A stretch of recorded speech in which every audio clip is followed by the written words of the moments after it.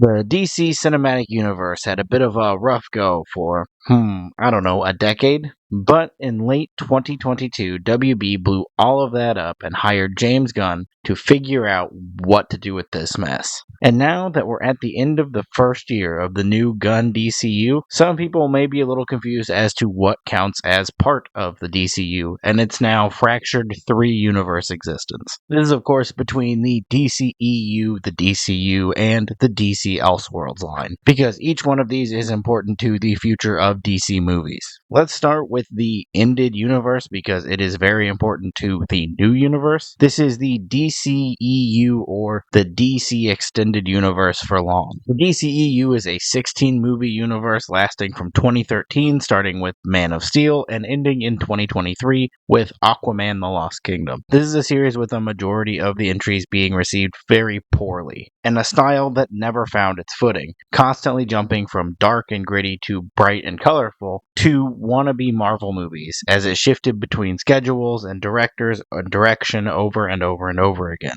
And if you aren't familiar with all this universe nonsense, you may be wondering why I'm talking about this essentially dead universe. Well, it isn't quite dead, because when James Gunn took the wheel like Jesus to save the DC universe, he took a bit of a different approach to it. He took an approach to this cinematic universe that's actually pretty familiar to us comic fans. Let me introduce you to the world of retcons. Retcons are the way that comic books make their big old whack-ass universes work. The concept of a retcon is that someone makes a story, and then 5 books down the road, someone else takes over that series and makes a new story that says all of that stuff that happened 5 books ago, only half of that actually happened. And then 10 more books down the road, another guy takes over and says that the half of the stuff that did happen didn't actually happen, but the thing that the last guy said didn't, well, that actually did. And that's how comic books work. Are you still with me? No? Me either, but you'll get used to it. This information is very important because this is how James Gunn started the new DCU,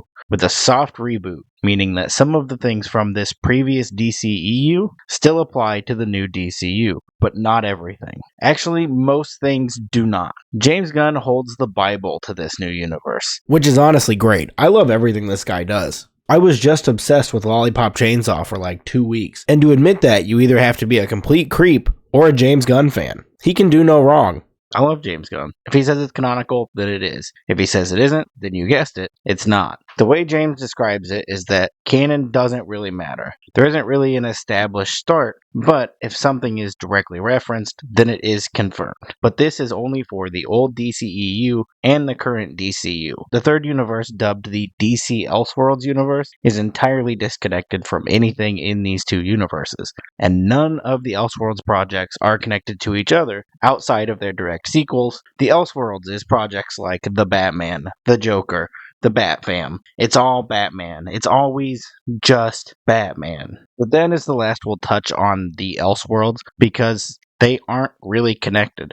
But I felt like it was important to establish that before we dive into what is important. You know, the thing that James didn't really do when he set all this up. Now, when this new universe was announced, it was stated that the universe starts with Superman, previously known as Superman Legacy, at that time. He set up Superman as kind of a jump-on point, but it isn't even the DCU's first project. A lot of the slate of the originally announced DCU projects have shifted all around since they were announced, but the first we got was the animated series Creature Commandos in December of 2024, before rolling into Superman in July of 2025.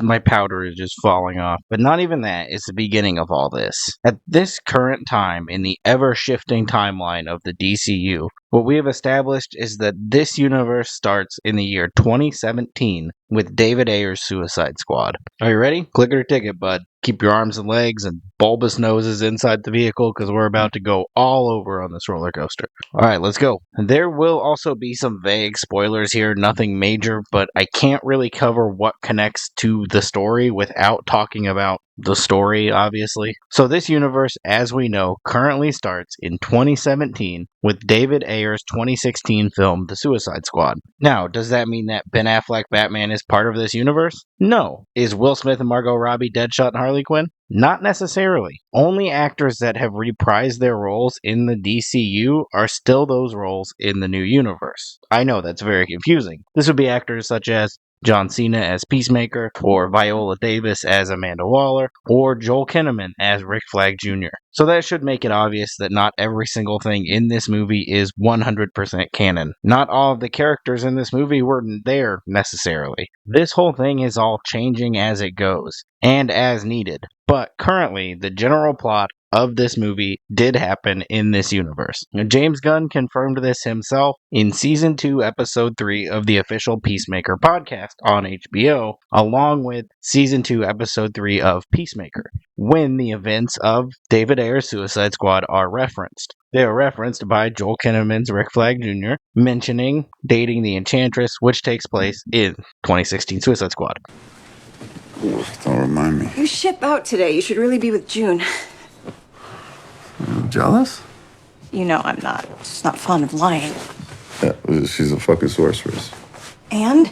And I'm afraid if I break up with her, she's gonna burrow a hole through the planet. So, that would mean our timeline has to start with Suicide Squad. From there, though, nothing else happens canonically until 2021 with the sequel, The Suicide Squad, which was Gunn's first DC project. Now, this leads me to believe that the 2016 Suicide Squad actually happened later in the timeline in this new universe. Maybe 2020, maybe like 2019. We may never know. I tried to reach out to James for an answer but never got a response, so subscribe so that I can have a following big enough to abuse that power to get people to answer my questions. So in between these two movies was Justice League in 2017 and Aquaman in 2018, which introduced Jason Momoa as Aquaman. Once again, on the official Peacemaker Season 1 Rewatch podcast, Episode 1, James confirms that Aquaman is definitely in this universe, but not necessarily portrayed by Momoa.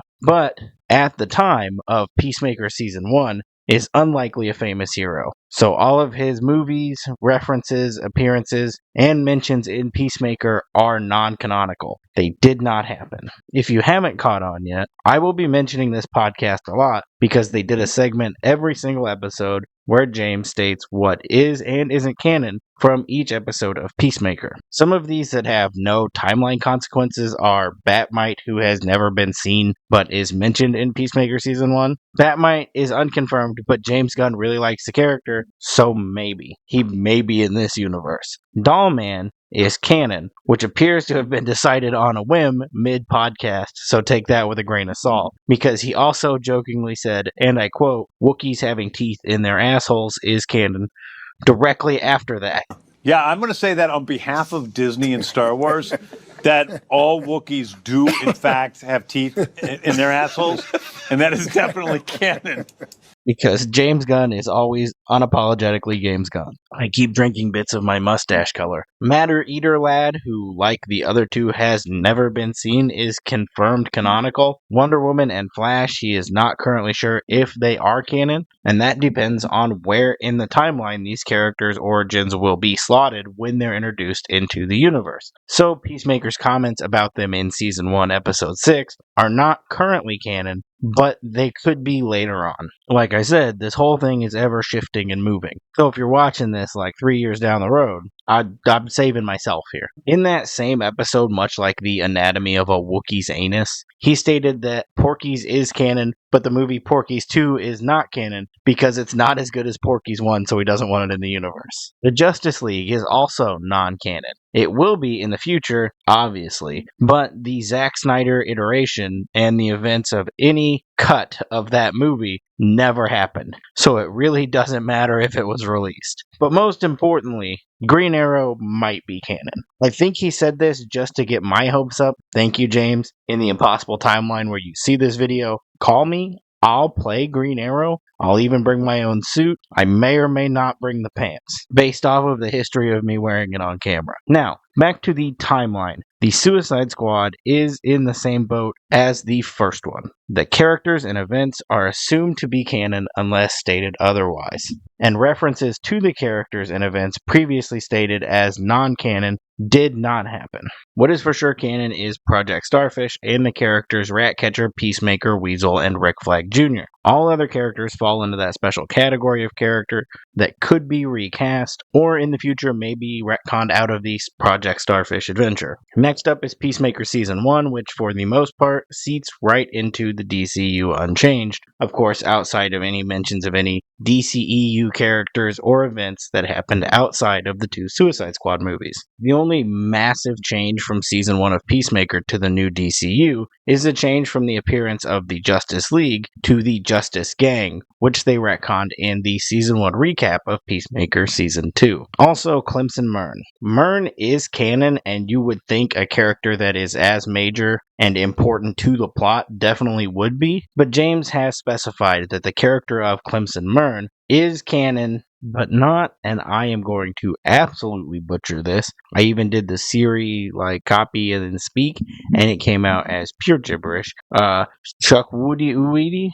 I'll put it on the screen. I tried. I'm so sorry. The actor that plays him, and that is just in case James wants to cast him as another character with a visible face, because he really liked working with him in Season 1 of Peacemaker. The last DCEU project to carry over to our timeline is the most recent addition to the canon, Blue Beetle. Blue Beetle was the second to last DCEU project to release, and the first one after the Flash and the Flashpoint event that ended the DCEU, which I have left out up until now, which it did do that, it ended the universe. And then they released Blue Beetle and Aquaman 2. Specifically, Aquaman 2 isn't canon to anything, so I don't know why they released that. Blue Beetle was decided to be canon because it has nearly zero references to the DCEU due to its placement in the timeline, and James wants to keep the possibility of using Xolo Mandueña. Once again, I apologize if I butchered that. I did my best in the role of the hero for the future. The only retcon to Blue Beetle is the change from LexCorp to Luthor Corp, and that could even stay and be passed off as a separate company that is also run by Lex. But it's really not important. Pretty much everything else is canon. That one is pretty quick and easy. Okay, we're in the home stretch now. The 3 official releases of the first year of the DCU. Starts with Season 1 of the animated series Creature Commandos, which rolls directly into the summer blockbuster Superman, and rounding out the first year of releases with Season 2 of the live-action TV series Peacemaker. These are all DCU projects, so everything about these 3 are 100% for sure canon. The current chapter we are in the DCU was dubbed Gods and Monsters upon its announcement, with most of its original entries either moved or canceled. At the time of this recording, which is currently the end of the first year of the DCU, the slate of upcoming DCU projects are the live-action Lantern series, and after that, the movies Supergirl and Clayface, which are all releasing in 2026, and then being followed up by Superman Man of Tomorrow in 2027. And once again, all of that is subject to change in this ever-shifting timeline. But after all of that, we surprisingly have a pretty large cast of characters already seen in the official first year of the DCU, nearly a decade after its first canonical appearance. So now I'm just going to read off like a CVS receipt of all the characters that are in this universe for sure, unless James decides they suddenly aren't. Okay, let's roll into it. Rick Flag Jr., Amanda Waller, Enchantress, Bloodsport, John Economos, Peacemaker, Ratcatcher 2, which then implies Ratcatcher 1, Weasel, Starro, Leota Adebayo, Vigilante, Clemson Mern, Amelia Harcourt, White Dragon, Judo Master, Eagly, Jaime Reyes Blue Beetle, Ted Cord Blue Beetle, OMAC, Rick Flag Sr., Nina Mazursky, G.I. Robot, Dr. Phosphorus, The Bride of Frankenstein, Batman, Animal Vegetable Mineral Man, Chemo, Circe, Clayface, Con Gorilla, Crimson Centipede, Egg Foo, the whole band of Gogol Bordello, Fisherman, Sergeant Rock,